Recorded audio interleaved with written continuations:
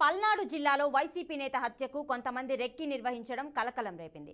కర్నూలు నుంచి వచ్చిన 6 వ్యక్తులు మాచర్ల పట్టణంలో రెక్కి నిర్వహిస్తుండగా వారిని గుర్తించిన వైసీపీ నాయకుడు మన్నయ్య పోలీసులకు సమాచారం ఇచ్చారు. మన్నయ్య ఫిర్యాదుతో పోలీసులు 3 అదుపులోకి తీసుకోగా మరో 3 వ్యక్తులు పరారయ్యారు. దుర్గి మండలం జంగమహేశ్వరంపాడు గ్రామానికి చెందిన టీడీపీ నాయకుడు జల్లయ్య హత్య కేసులో వైసీపీ నాయకుడు మన్నయ్య నిందితుడు.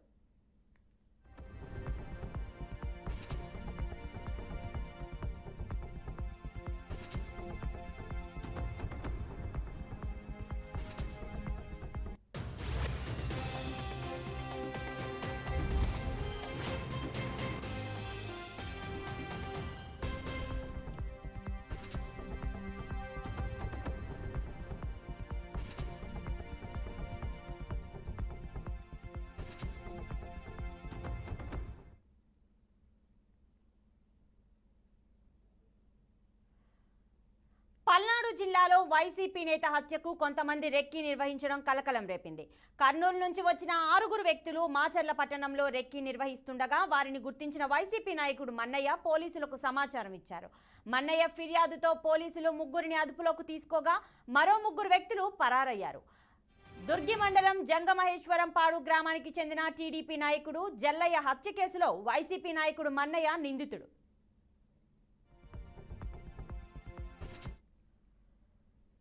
సో ఇదే అంశం గురించి పూర్తి సమాచారం మా ప్రతినిధి శ్రీనివాస్ ఫోన్ లైన్ లో అందిస్తారు. శ్రీనివాస్, చెప్పండి. పల్నాడు జిల్లా మాచర్ల నియోజకవర్గం దుర్గి మండలం జంగమేశ్వరపురం గ్రామంలో రెక్కి కలకలం రేపడం జరిగింది. వైసీపీ నేత మన్నయ్యకు సంబంధించి హత్య ప్రయత్నం చేస్తున్నారంటూ కూడా 6 వ్యక్తులు రెక్కి నిర్వహించారు. ఆ రెక్కి సమాచారంతో పోలీసులకు ఫిర్యాదు చేయగా ఘటనా స్థలానికి చేరుకొని 3 అదుపులోకి తీసుకున్నారు. మరో 3 పరారు కావడం జరిగింది. అంటే ముఖ్యంగా చూస్తే పల్నాడు జిల్లాలో గతంలో జంగమేశ్వరపురం గ్రామానికి చెందిన టీడీపీ నాయకుడు జాలయ్య హత్యకు సంబంధించి మన్నయ్య నిందితుడిగా ఉన్నాడు. ఆ మన్నయ్యను ప్రతీకార హత్యలో భాగంగా రెక్కి నిర్వహించి హత్య చేయడానికి కర్నూలు నుంచి 6 వ్యక్తులు వచ్చినట్లు కూడా సమాచారం ఉండటం జరిగింది. అయితే వారిలో 3 పోలీసులు అదుపులోకి తీసుకొని విచారిస్తున్నారు. మరో 3 పరారు కావడం జరిగింది. అసలు ఈ రెక్కి ఎందుకు నిర్వహించారు, ఈ రెక్కికి సంబంధించి సూత్రధారి ఎవరు, అసలు ఏం చేయాలనుకున్నారు ఏంటి అనేది కూడా పోలీసుల విచారణలో తెలిపే అవకాశం కూడా కనపడుతుంది. ముఖ్యంగా చూసినట్లయితే కనుక మాచర్ల ప్రశాంతంగా ఉన్న మాచర్లలో ఈ ప్రాంతంలో మరలా రెక్కీల పేరుతోటి ఇలా జరగడంతో ఏటైనా ఏం జరిగిద్దని కూడా స్థానికులు ఆందోళన వ్యక్తం చేస్తున్నారు.